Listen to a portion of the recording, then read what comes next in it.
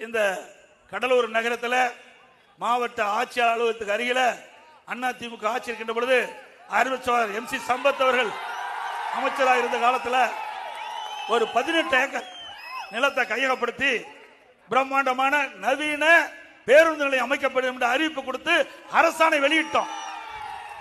திமுக ஆட்சிக்கு வந்த பிறகு அதை அமைச்சர் தொகுதிக்கு கொண்டு போனதாக பரவலா பேச்சு வேலை ஆரம்பிச்சிட்டதாக எனக்கு வந்த தகவல்.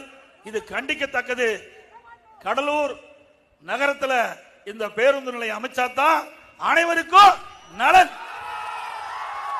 நகர மக்களுக்கும் சரி, கிராமத்திலிருந்து நகரத்துக்கு வந்தாலும் எளிதா வந்துட்டு போலாம்.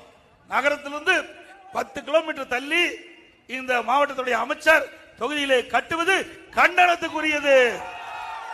ஒருபோதும் ஏற்றுக்கொள்ள முடியாது. திமுக ஆட்சிக்கு வந்தாலே இப்படித்தான் இருப்பாங்க. அவருடைய சுயநலம் தான் முக்கியம். ஓட்டு போட்ட மக்களை சிந்திக்க மாட்டாங்க. அவளுடைய குடும்பத்தை சிந்திப்பார்கள். அவளுக்கு என்ன வருமானம் வருது என்பதுதான் சிந்திப்பார்கள்.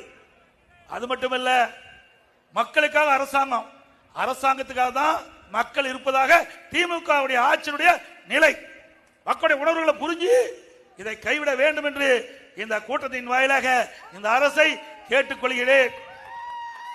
அது மட்டுமல்ல, காலையிலே இந்த பகுதியில் இருக்கின்ற பொதுநல சங்கத்தை சேர்ந்த தலைவர் பேசும்போது சொன்னார், வருகிற 15ஆம் தேதி இந்த பேருந்து நிலைய மாற்றத்தை குறித்து இதே இடத்தில் பேருந்து நிலையம் அமைய வேண்டும் என்று ஒரு அறவழி உண்ணாவிரத போராட்டத்தை துவங்கப்படும் என்று சொன்னார்.